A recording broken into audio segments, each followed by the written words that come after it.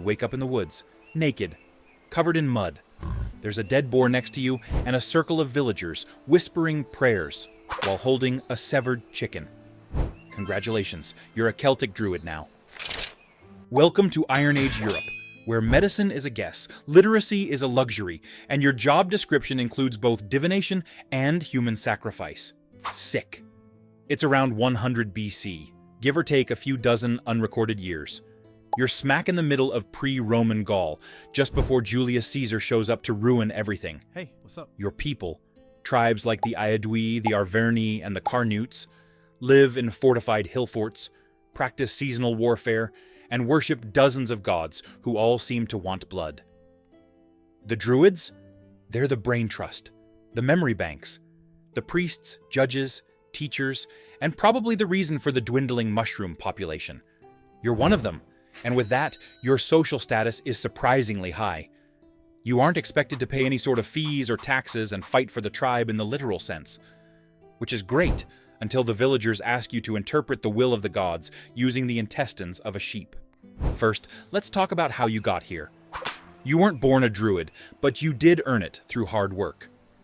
Your druidic training started when you were a teenager, chosen by another druid during a particularly spiritual mushroom trip.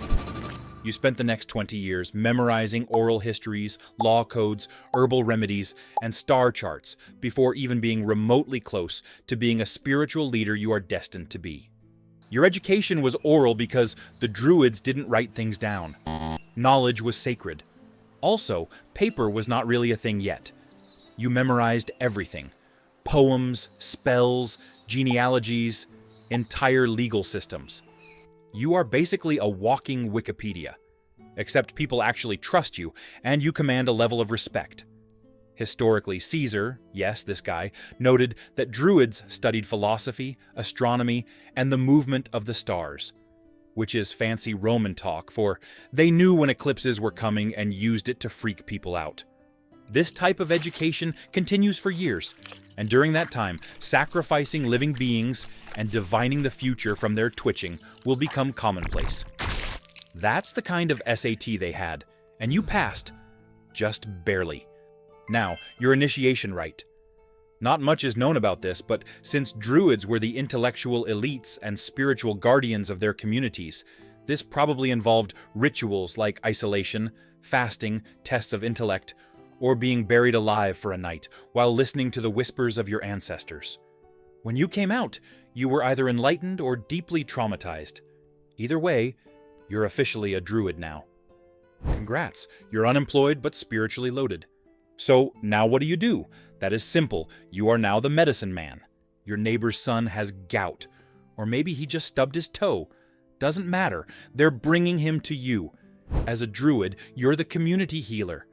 You pull out your leather pouch of secret herbs and spices like some Iron Age mobile pharmacist. You chant, burn mistletoe, maybe slap some honey on the wound. If that doesn't work, it's probably a curse. If it still doesn't work, it's time to blame the Romans. Celtic medicine was a mix of genuine herbal knowledge and heavy improvisation. Willow bark, which today we know contains salicylic acid, which is a precursor to aspirin, was used for pain. Mistletoe was sacred and had little genuine use, but boy did it look mystical, hanging over someone's dying body. You also doubled as a dentist, midwife, and plague whisperer, which means a lot of people died near you. It was not your fault, of course. It's just Iron Age healthcare. Still, you keep a good success rate by being vague and mysterious. He will live if the gods will it. Classic. Of course, when healing doesn't work, the gods demand blood. And guess who's holding the knife? Let's not sugarcoat it. You kill people, or so we are led to believe by Caesar. Not often, but dramatically. It's a holy ritual. Maybe it's Beltane or Samhain, the fire festivals, when the veil between worlds is thinnest. The crops are dying. Someone saw a two-headed calf. Sacrificial animals are running low, and the tribe's mood is tense. The solution? Tie a volunteer, read prisoner to a wooden effigy, light it up, and chant until either the weather changes or everyone's too drunk to care. That's the way it goes in the land of the Druids. Caesar, again, even claimed the Druids sometimes built massive wicker men filled with humans and torched them.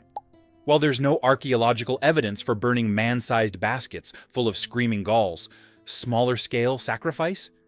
Yeah, that checks out. I mean, why wouldn't you trust the conqueror about the history of people he conquered? Sometimes it's animals, sometimes it's criminals, and sometimes it's just politics. Either way, you perform the rites with practiced flair. While the villagers respect you deeply, and I mean, you do lead them spiritually, so none would even think about you negatively, the sacrifices must leave an impression, so they do generally prefer to fall in line. But death isn't the only way to commune with the divine. Every morning, you wake before dawn to walk barefoot into the woods to gather the fruits of nature. Druids were spiritual ecologists.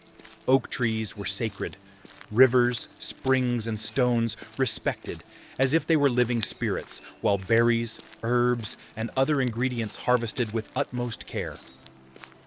Druids also gathered, annually or seasonally, for congresses in sacred places, where ideas, judgments, and mystical gossip were exchanged. This was where doctrine unified, young initiates were tested, political decisions shaped, and Druidic knowledge was exchanged. Beside these spiritual duties, you are also expected to advise tribal leaders and offer counsel. Caesar said that some Druids held such respect that they could stand between two rival armies about to engage and stop them in their tracks by merely extending their hands.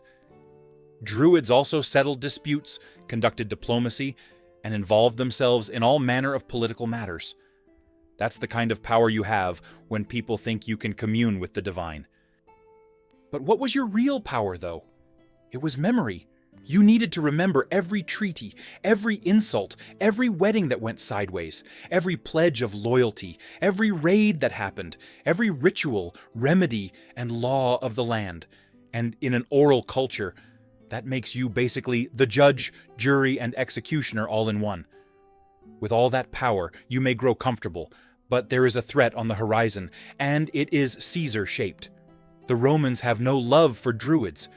You hold too much power among your people, too independent, too weird.